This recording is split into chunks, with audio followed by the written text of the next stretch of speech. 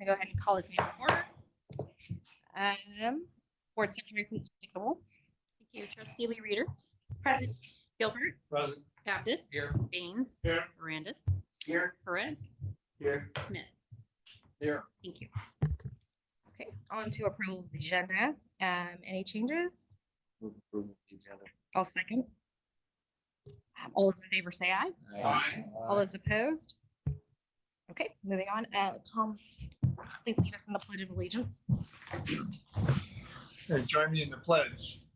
I pledge allegiance to the flag of the United States of America and to the republic for which it stands, one nation under God, indivisible, with liberty and justice for all.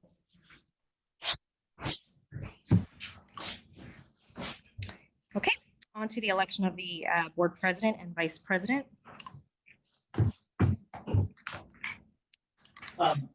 Just from staff, we have one nomination and recommendation received, and that is to retain the current makeup of the board president and vice president, with the nomination being Elena Lee Reader for board president and Tom Gilbert for vice president. That was discussed at the executive committee meeting, and I want to make the board aware of that. Other than that, I haven't received any other interest from other trustees. I will move that we reappoint Tom. Okay, board secretary, please take the roll. Thank you. Trustee Lee Reader. Aye. Gilbert. Aye. Baptist. Aye. Baines. Aye. Mirandis. Aye. Perez. Aye. Smith. Aye. Okay, on to the designation of board secretary. Thank you. As discussed at the executive committee meeting as well, for consistency, and we have an expert on staff. The recommendation is to keep the current board secretary as Jolene Gutierrez. Some agencies do assign the general manager, but thanks, but no thanks. My recommendation is Jolene. So with that, I'll turn it over to the board for discussion. I move that. Do we have to nominate? Just a motion to designate board secretary as Jolene Gutierrez. I do that. Have a motion. Second. Any further discussion? Board secretary, you take the roll. Trustee Lee Reader. Aye. Gilbert. Aye. Baptist. Aye. Baines. Aye. Mirandis. Aye. Perez. Aye. Smith. Aye. Thank you. Any conflict of interest in today's agenda? Yes, I actually have been trying to pull up the agenda and having difficulty. There's an item on the agenda regarding the DWR. SFRP item 6.2. Yeah, So I just, I'll be abstaining. Is that on the consent? It's agenda? on item 6.2 calendar. Okay, so I'll be abstaining from that one. 6.2, okay. Duly noted. Schedule item. So we have a conflict. Trustee Perez, during that discussion, we'll ask that you leave the room, and we'll come get you at the end of that discussion so that we don't receive any non-verbal or verbal clues that would influence the board either way. Any other conflicts of interest? Very Okay, moving on to presentations. No scheduled presentations today. And then on to item 3, public comment. District staff has not received any public comment on non-agendized items or agendized items for that matter. And so we can go on to item 4.1, unless there's a member of the president who would like to speak on non-agendized items. I'll turn 4.1 to 4.3 over to you. Yeah, good morning. It's been a very busy but successful month for us, getting ready for the start of flood season, November 1st. We had all of our facilities, ready to go. And then unfortunately, we had some vandalism at one of our pumping plants this week. We discovered it, actually 2 incidences over the last 2 weeks. We had some fuel stolen from the backup generator across the street, about 1,000 gallons of fuel stolen, and so $5,000 worth of fuel. And then pumping plant 6 was raided. It's a very isolated rural site, and the district hasn't used that pumping plant in many years. However, in implementing our CIP plan and our operations manager being as skilled and great as his job as he is, we got Pumping Plant 6 up and running last year if we needed it.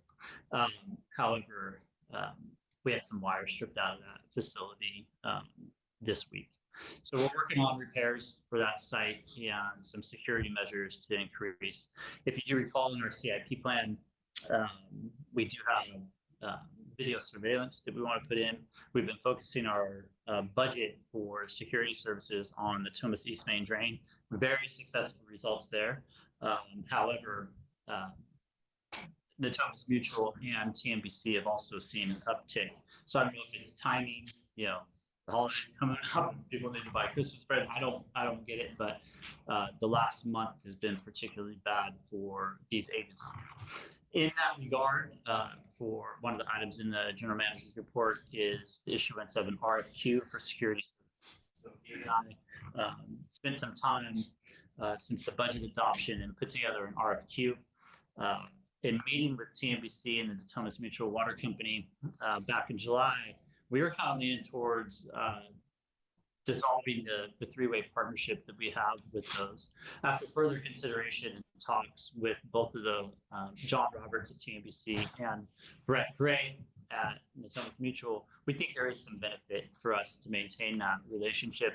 And we will, I had sent over a draft of the RFQ to them. I've asked them to provide their comments and responses back by the end of this month, so we can issue the RFQ on January 1 and then go through the process. So the timelines in the general manager's report.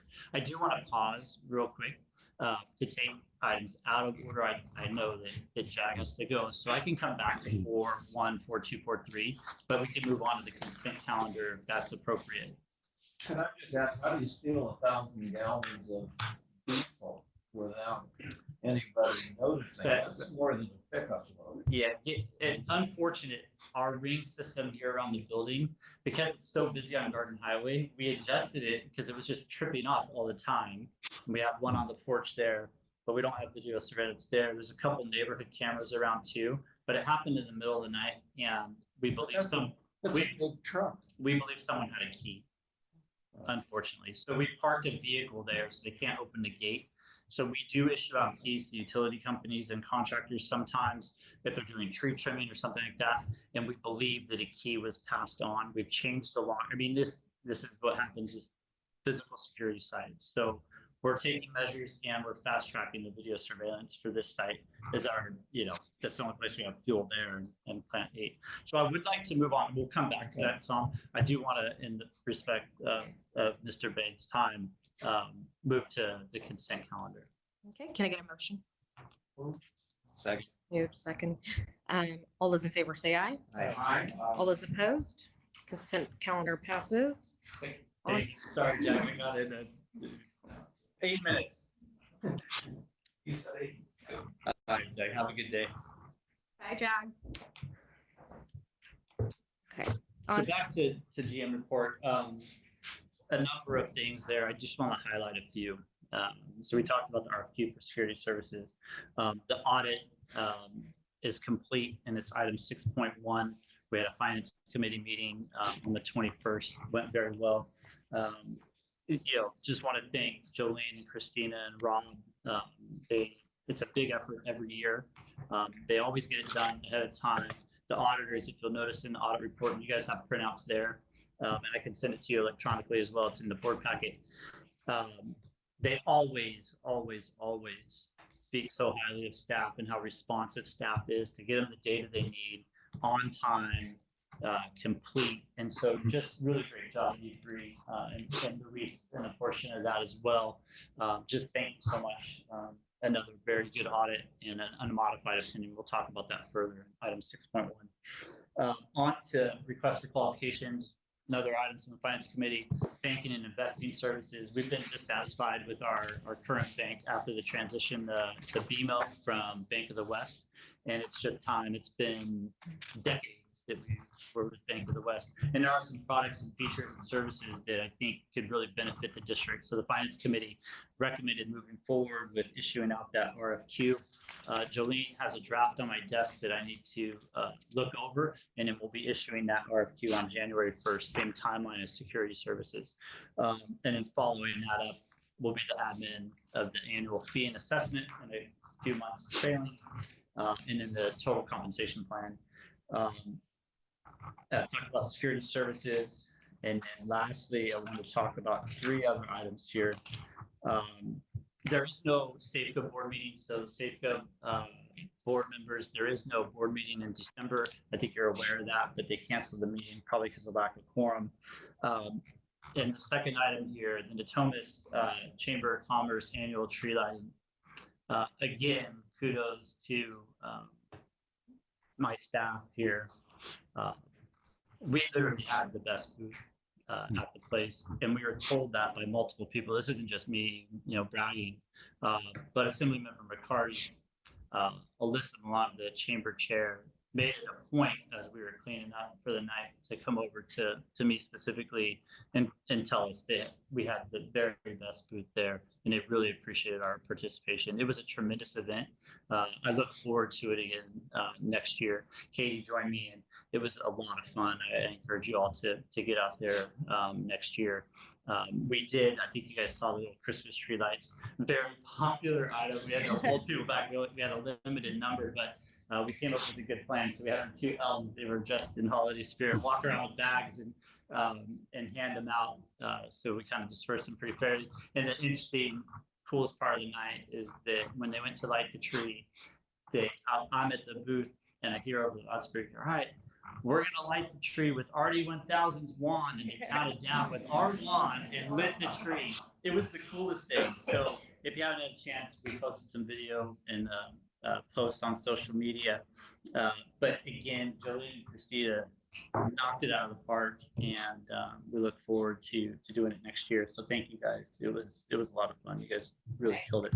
I actually saw it on Instagram. Did you? The chamber posted it as well, and Yeah. she was holding the It was so Christmas cool. tree, and it was quite the crowd pleaser. It was very good. In fact, Assemblymember McCarty, when he came up to say goodbye, he's like, "Hey, do you have any more of those trees?" And I had one, and Alyssa looked at me. She's like, "Well, somebody stole mine," so she grabbed it and she turned to Assemblymember McCarty and said, "Well, you need 2 anyway, because your girls would fight over it." So we have ordered a limited quantity, and we're going to ship to him to his office. So no fighting. In fact, a lot of the family members, one kid had one. Oh gosh.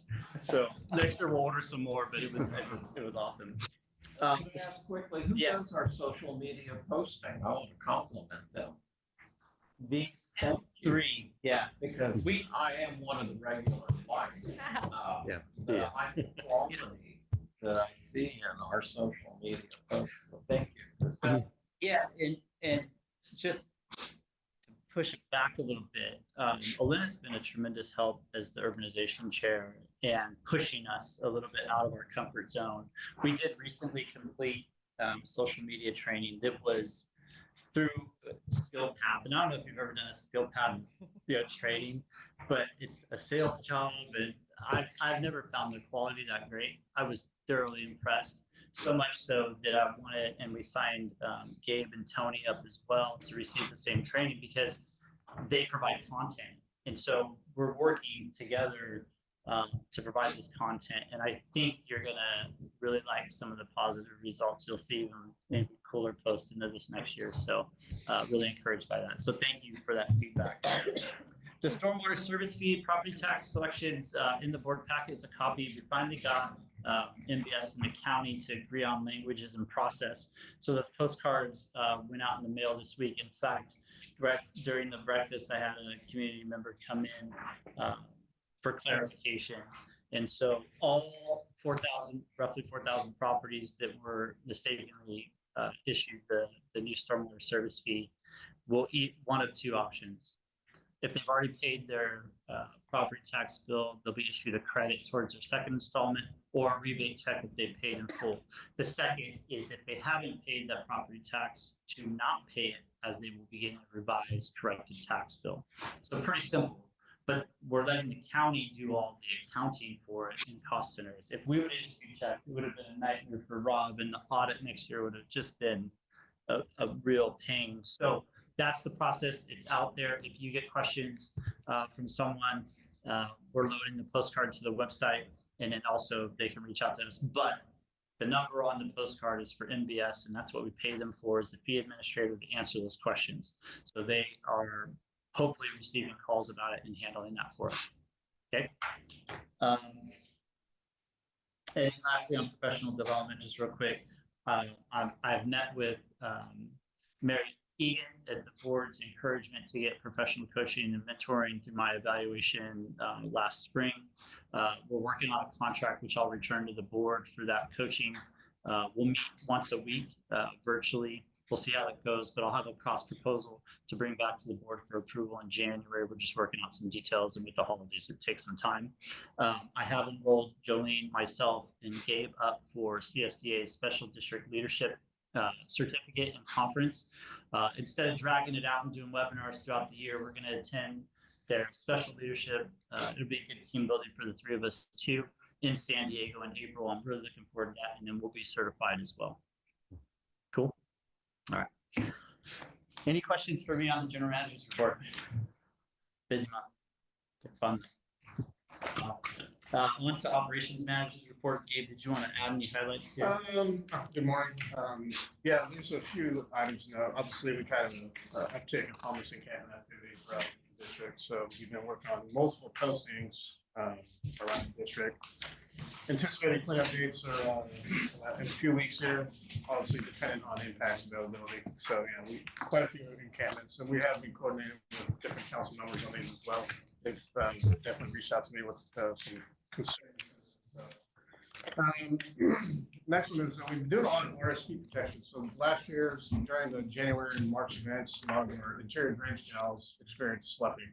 So we have an abundance of rock that we received from Nordic that was at no cost to district. So we're replacing a lot of that riprap on our drainage canals. So that's a good thing. We haven't done that in a number of years. So we're making the appropriate repairs there.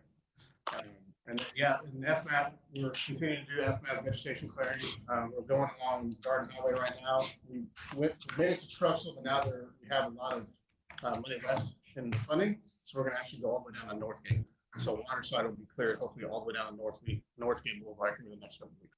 Let me jump in there real quick, Gabe. I took a really good video. We're working on getting it on social media, but if you have a chance after you leave the board meeting today, pop on the bike trail right here by Sutter. Nobody's going to bug you. In fact, it's so clear that you can drive all the way down to the bridge at Discovery Park on Truxell. Well, before Truxell, it's Gateway. What's the name of it? Natomas Park, I think, is the cross street. You can drive the bike path there and just look at the amount of work that Emerald did. It's 1,000 times better than even when we had the goats. They went very high up into the tree canopy. We have tremendous visibility right now, and the aim is to keep it that way and to prevent encampments from coming back. This is why you guys funded and voted to support the added budget increase, but it looks amazing. And that's a model for the entire state, quite frankly. So That goes to the levee, down the slope to the tail. The hinge point really. Some areas there's a little bench, they go a little bit farther, but essentially down the slope to the tail. That's it. So when we talk about letting up the trees and so forth, we're not talking about out into. No. So when the DWR expects to be a certain distance from the asphalt to the lowest hanging branch, right? So that's the distance that we're going to. And this is an area where we get hit on our inspection as unacceptable just from the growth. But I'm glad we're doing it. So this is essentially our DWR inspection will be great overall. And this is in accordance with the new O&M manual. Correct. And the Garden Highway vegetation variance. This is like a model of what that's supposed to look like. Tell you what, if you don't get a chance to drive, I'll send you the video I took. I'll send an email to all of you. If you're going that way or don't have time, but I'll send that to you right after the board meeting. So you can see it's about 2 minutes long. Is this Also visible when you drive into Discovery Park off of the Garden Highway. You could probably So see it once you get over the bridge and look back towards the Use it levee. as an example for the Garden Highway folks, is where I was going with that, is this is the standard that DWR wants. Yes, and in fact, we're due to host Chris Lee, the executive officer for the flood board, for a tour. We're working on coordinating. In fact, I think it's next week. A meeting with the enforcement staff, and they're gonna five for the high hazard enforcement encroachment. Following up with that meeting is probably after the first year is when I'll have Chris out, and I'm gonna show him exactly what we've done and what we need to do for the rest, and what needs to be modeled for the rest of the Central Valley District. So, That's what. yeah. Gabe, I was wondering, can you give us just a quick rundown of the process on how we go about doing the encampment clearing? Because we're getting a lot of emails and, you know, that issue's like in the headlines right now. So Absolutely. So we identify the encampments first off. We go out to the encampments, we post, right? We have T-posts we stick around with our flyer or notice. And each tent, we have to stick a notice on and we have to take pictures of it. So following that initial posting, we give it 72 hours and then we do another posting. Same posting, but another 72 hours. So we do the final posting. Following that final posting, we coordinate with the city PD for removals. So essentially, you have 9 days of postings, and then whenever the impact team is available is when we do the removal. So we do notice that on the last posting, hey, look, we're going to do the removal on December 14th, and then we go out and just do the removal. But it really hinges on the availability of impact. Do you physically do that? We do have 1 or 2 staff members, and then security goes out with us to the posting. Okay, Our internal that's what I security. wanted to hear. and is the posting requirement something we impose, or is it So the city? the city developed an Yeah. SOP, standard operating procedure. I took that and modified it to fit our needs and our staffing levels. So it was developed in the city of Sacramento, but it's kind of tweaked a little bit for us. This is actually you triggered a creative thought in my mind, Trustee Perez. We're going to get some good footage, and we're going to do a social post about our process. In fact, the property owner that came in about the property tax bill lives on Jefferson, and I'm going to go meet with her on Tuesday next week. Furious at us, surprisingly, about us, in her words, shifting or diverting our responsibility to the city and others, and that we weren't doing enough for homelessness. I take great offense to that, and I asked her to give me a minute to explain what we've done since 2019. And I can assure you, we are one of the only, if not the only, agency in the region and probably statewide that has been so actively pursuing remedies for this situation. And the proof is in our budget, you know, with the security patrol, with the amount of trash removal Gabe provides every month. And I encourage you guys to read through the packet, the schedule that we have, the amount of just trash numbers in here, not staff time. He did provide an annual report back in August that I think, Nick, you'd asked for that summary. We have to do a better job of promoting what we have done, and we constantly post over it. Almost 1 out of 5 posts about cleanups and stuff that we're doing. So I asked her to give me an opportunity to explain what we've done and to correct that narrative. She was appreciative. She had no idea, but she still sees it. I mean, she's right there on Nimdex. She still sees trash at the toe of our levee. But order priority for us is exterior levee, obviously. The interior channels, with our scarce resources already dedicated to doing exterior levee, the interior channels we get the most calls on. But in order of flood safety problems for us, operationally, not a problem. However, we do understand it's a problem in the community. I get calls. I talk to Councilwoman Talamontes and Kaplan on a weekly basis. So trust me, if you're getting that email, we probably already have it, and it's probably already noticed, right? So what I want to do is go out next time we do a posting. We're going to get some video footage. We're going to walk through the whole process from start to finish, tracking Gabe's activities and our crew's activities and what it takes to get one removal done. And guess what happens? We've removed them, for instance, from behind Home Depot and Walmart. I'm very passionate about this, you guys, because it's a long time coming, and I'm really proud of the effort that we've done. But we moved them from Home Depot and Walmart. They have to go somewhere because there's not shelter space, or they refuse going there. They moved to San Juan Road. We start the process again, 3 weeks. They moved from San Juan Road to Truxell at California Family Fitness. So everybody working out looks down, furious, because it was just cleaned up 2 months ago. We notice that, and they go right back to Home Depot and Walmart. I'm tired of wasting our money, time, and energy just chasing them around. So I have talked to Councilwoman Talamantes. She's asking to schedule a meeting, at least for one of the sites behind Home Depot and Walmart, a coordinated meeting between us, the city of Sacramento, and Regional SAN, because there's access for all three agencies there, and the physical security isn't what it needs to be to deter them from being there. I can't guarantee where they're going to go.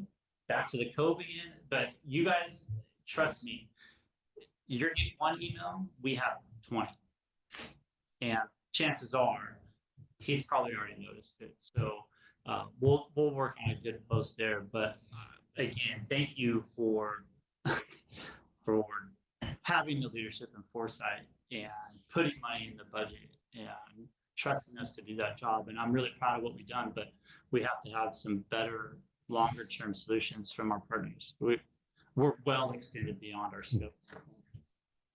I follow in the press the fight between the county DA and the city, and he's up the ante to where he's now claiming the city's not doing enough because the homeless are using the river as a toilet and a garbage dump. We've talked about this before, and I'm hoping we don't get pulled into that lawsuit because it appears to me we aren't doing an adequate job of Trustees them from using our greenways as a garbage dump and their toilet. Yeah, here's the crux of the problem there. We are the underlying property owner. At a certain point, the Regional Water Quality Control Board, the only recourse is cease and desist orders to property owners that permit unlawful discharge. This is why we participate with them and go above and beyond on our annual cleanup on Steelhead Creek. We take the largest role in that annual cleanup. I spent probably 10 hours this week working with the deputy DA and Trustee Perez, the county. We aren't taking a position in the fight between the city and the DA, that they're on a separate track, although they did ask for documentation and some information from RD1000 regarding the Ueda bike trail, which I provided to them yesterday to the DA, just on property ownership, the form of the agreement, and the extent of the property line. So hopefully this conflict at that level will result in another tool that we may have down the road. But for now, we're neutral on it. We're hopeful, and we're going to continue our program until the city suspends what they're doing or provides a different tool, or the state or the county or someone else. And we'll continue to think creatively to resolve it long term. Okay, appreciate the update and want us to continue even though it's in rotation. They go to another spot on the merry-go-round. Okay. Yeah, appreciate the leadership, and the passion on staff's part. Well, this is coming from someone who, obviously doesn't live on the levee, and those that do and deal with it in their front yard, a great deal of empathy for. I would hate that you walk out the front door and that's what you see every day. It's just not a standard of living that people expect in Natomas, and we're trying to do our part to provide a better community, particularly and most importantly to protect them from flooding. And through those efforts, if that makes the community better, that's what we're aiming to do. So I just want to say I appreciate the calendar that Gabe provides in every packet. because when I do get asked if this is on, if the certain location's on the docket, I literally take a screenshot of your calendar and I share it so they can see when it's getting noticed and when the impact team's coming out. So I really appreciate that. You know, as another tool that might be useful for you is if we upload that to a permanent place on our website and just provide you that link. So you can just hyperlink them there and you don't have to screenshot and go through that process. Like, here's, you get a question about whatever. Hey, go check out. We update this monthly. Now, I can even send that out to the trustees if you guys would like, weekly or bi-weekly. I can shoot you a calendar. That way you kind of, because it does change throughout the month, you know, depending on the so city. I can definitely do that. If that's what you would like. Yeah, fortunately, part of the success of our visibility program is what's creating a lot of this. So, I mean, we're really the only entity that most people can get a hold of. And respond back. So, again, thank you for all your work. Yeah, I was pretty sure you guys get more emails. But always reach out Yeah. to us in case we didn't. But yeah, most of the time we're on it right away. And yeah, I guess collectively this is what we asked for by being so responsive, right?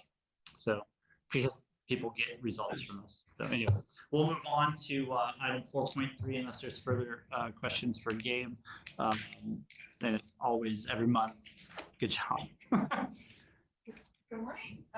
So 2 items of note for you all. We did, you are looking at obviously shifts to your banking arrangements. We did prepare a draft investment policy. There was questions about potential for public funds, to which we range of approved rates and a couple of other limitations that we're doing. So we've got the answer. The high level answer is yes. There's some limitation, but happy to see you guys get a little bit better interest income on your public funds. Yeah. Some weeks or months ago, we talked about the California Business Roundtable Initiative, the Chief Prop 18. A minor update on that. As you likely know, there was an appeal to the California Supreme Court asking that this initiative gets to get onto the ballots. Late last week, the court issued an order to show cause and asked the components of the initiative to come before the court and explain why it is appropriate to go to the court or go on the ballots. It was a pretty active component of public agencies, FDA, OMBA, and others who are organizing and expressing concerns about it. I know you guys did submit a letter of opposition as well. So when it is something comes out of that, we'll certainly let you know. And obviously you'll see it one way or another, and you'll know when the ballots come out, whether it's not. In that regard as well, we submitted a letter of support for ACA 13, and we joined with CSDA, the coalition, the coalition no on the CRBT initiative. So that's been done, and we are tracking. We get the legislative updates, which I try to include in the board packet. And there is a CSDA legislative year review, and the GM report is an attachment, and there's some interesting things in there. But as I get those, I get them like once a week. I'll continue to include them in the board packet so you're aware. Thank you. Okay. Any questions for council? Okay, on to scheduled items. 6.1. Yeah, I talked about item 6.1, audit financial statements, a little bit in my general manager's report. As I mentioned, the finance committee met to review the draft audit report on November 21st. We had a presentation from Richardson and Company. Ingrid and her staff were here to present and walk through the various reports in front of you today. There were a couple items, recommendations from the auditors. We knocked off 2 of them on the consent calendar already this morning. So the policy handbook included the credit card use policy as well as the purchasing policy. I talked with the finance committee about the policy handbook, And the other sections, if you notice in that consent calendar, there's a table of contents and the number of items had strike throughs through them, particularly the finance items. We're going to return with the rest of those policies to the finance committee in the next month or two. As my aim is to complete that policy manual by the end of this fiscal year. So for that policy manual, probably on consent, and I'll be working through committees to review those drafts once a month, probably until we're complete. But the auditor did have those recommendations, and we're going to clean up the rest of the one other recommendation there. There was a slight change to the financials, and it had to do with the return rate from the county. So Rob had to make an adjustment after the close of year end, minor change, and it was basically the rate of return changed from the county. Obviously out of our control. They amended their rate after we had done our year-end accounting. So we made that adjustment. Other than that, again, unmodified opinion, clean, best you can get. And Richardson and Company, again, expressed tremendous gratitude and the efforts that staff provided them, assisting them through the audit. So the recommendation was from the Finance Committee was to receive and file. It's our process for the annual audit. There's no board action to adopt or accept. It's to receive and file, and then that gives the green light to Richardson and Company to file with the state prior to the deadline in mid-January. I do have Rob Merritt here, our accountant, as well as Julian and Christina. If there are any questions from the board, or if the finance chair, Trustee Gilbert, would like to add anything. Pretty comprehensive minutes. We talked about a lot of stuff. So there's 3 pages of everything we went through. I think we spent a couple of hours doing that. I just want to assure the board that we addressed everything. The adjustment we're talking about in terms of the county is immaterial. It's that's the $12,000 adjustment, right? Yeah, it was a fair value adjustment. Right, which of course we have no knowledge of, so technically you say, and we didn't book it, did we? Yeah. Oh, we did, okay, oh, so $12,000 on our past state's clearly immaterial, so I just want to point that out, so good job, thank you. We've been trying to be as transparent and upfront, get this done as early as we can. I think, so in my knowledge, we've always made it by December 31st. It's been kind of pushed 1 or 2 times, but so I really appreciate the work that's done by the audit team, by the staff. Let's put it on the website and celebrate. Thanks, Tom. I'd be remiss if I didn't point out one item that may be alarming in the audited financials, and that item has to do with our OPEB and our payout, and the drastic change of almost $1 million in the liability. This board aggressively has been paying that down.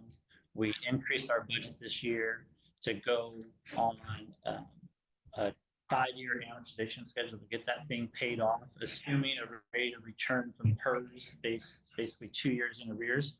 And that rate of return was changed by 1 point, which resulted in $1 million. We're still on very good track. We did change to a more aggressive plan to pay that off even sooner. We still anticipate over $500,000 in interest savings as doing these advance payments and paying as if we were on a 5-year amortization schedule as opposed to the 30, but we still have flexibility. If the economy still continues to tank, we can pay on the 30-year schedule. So don't be alarmed when you see it. Market fluctuations happen, and hopefully inflation will slow down and we get back to a return. 2 of our tier levels for our retirement plans are paid off. In fact, we have a credit in those 2. The majority of our employees are in those 2 tiers. It's the longer tenured employees on the old legacy plans that still have that remaining balance. So we're getting a great rate of return in the trust. And so we're doing great. Just the market was off this year. So I wanted to point that out. Okay, any more comments before I open it up for the public? Okay, open for public comment. Hearing none, public comment is closed. I'll entertain a motion to review and receive and file. I'll move. Second. All those in favor? Aye. All those opposed? Item passes. Okay, 6.2, trustee Perez. It'll be short, right? Oh, very It will be short, yeah. Very short, we're almost Yeah, done. really short. Okay. And we're almost done. I appreciate the patience this morning. There's a lot to cover. Important stuff that I want you guys to be aware of, but I think we're all on the same page. So item 6.2, authorization to execute funding agreement. The board, and this is for the SFRP program, the board previously authorized staff to submit our application. Most of the time, like for instance, the FMAP funding, I go ahead and ask for the board to give me the authority to execute an agreement if we are selected. This program wasn't set up that way. They do require they first an intent to sign, and then they require this resolution to sign. We did receive funding in the amount of $435,000 to do this this program. Again, the RD1000 staff and Gabe's time to track this down brought in another almost $500,000 to the district to do needed repairs. So good job, Gabe. It's not fun to go through this, but to stay on top of it and get awarded is fantastic. And the resolution in front of you is to execute that funding agreement and receive the $435,000 to authorize me to execute that agreement, and we'll get that work done. Very nice job, Gabe. Nice find. Okay, we'll open up to the board for discussion. Any comments? Is this in lieu of the, what's page 99? No, this is completely separate. This is due to the damages during the January and March storm events for the all-weather access control roads. Oh, So essentially- okay, I did read that, your profession on there. Placement of AV. Yeah, okay. I'm clear. Yeah, that's, I remember dinging people on bed maintenance on the road. Yes. Okay, I'll go ahead and open it up for public comment. Hearing none, I'll entertain a motion. So moved. Okay, I have a motion and a second. All those in favor say aye. Aye. All those opposed? Item is approved. With one abstention and one absent. Yes. Can someone grab it back? Come back. We're just gonna adjourn. And before adjournment, once it comes in, I failed one thing, or actually two things that I would like the board to know. Luis, will you stand up for me? I think you all know Luis. Luis came to the district as a student intern back in 2019 through the Cristo Ray program. Internally, Julie and I had discussions. We didn't participate in the Cristo Ray program after the second year, but we kept Luis on because we love him. Luis is a third-year student at Sac State, electrical engineer. We're really sad, but Luis is going to end his internship here with the district at the end of next week. But he's doing so to pursue his eventual career, and he has an interview with DWR. It's supposed to be this week, but it is next week to get an intern to further his career path. Luis would like to. I had a conversation with him this week. He likes the big public utility electrical work, and so I just wanted to thank Luis. Julie and I were talking the other day. He kind of grew up with us here, and so we've seen him, as a junior in high school, now a junior in college, and I was like, "Oh, you've been here 2 years." Like, no, it's almost 4.5. And so it's been such a pleasure to have you in the office. We're gonna miss you a lot, and I told him you better stop by and visit us. He lives here in Natomas with his family, and the best of luck with studies. If you know any engineering firms looking for a good intern or can put a good word in at DWR. Luis, we wish you all the best and thank you so much. Luis is a very quiet, soft-spoken gentleman, but thought I wouldn't embarrass you too much. So, anyway, the best of luck to Luis. I just wanted the board to know that he's been a tremendous benefit to us here, and we're going to miss him a lot. Yep. You never know, you may get activated for emergency response. And the last thing, I would like to send out, particularly to our elected officials and partners, a holiday card from RD1000. And so I was been working on a draft of that with some of our achievements for the year. I would like to collect an electronic signature from all of you to add to the card. That I'll try to mail out next week. If that's okay with you, I'll send you an email and just scratch it on a piece of white paper, text it to me or whatever, and I'll get that uploaded on the graphic and we'll send that out. I think it's important to establish that relationship and and celebrate us. We had a great year. Sound good? Okay. Sounds good. We have no. One question, I don't remember where I saw it in the packet, but there's some improvements to Power Line Road and relocation of N7. Now, is that just north of I-5? South. South of I-5. Include that nightmare stretch. South of I-5. Thank you very much. Power Line, thanks. Costco and Flip. Okay. This is the winner. Oh, yeah. 20, so. I'll tell them it's on the way. Thank you. All right, so I think we're in everyone's favorite part of the meeting. Is there a motion to adjourn? Nick's got the motion to adjourn. I think. Wait. Motion to adjourn. All is opposed. Aye. Oh, Did you oppose Out it? here. meeting's adjourned. And just so you know, these just came in during the meeting. I'm gonna stop it real quick. Lee. Okay, if anyone would like to take one home, you're welcome to take one. They're a hot ticket, but Wait, there's only one? you're welcome Kids. to take one.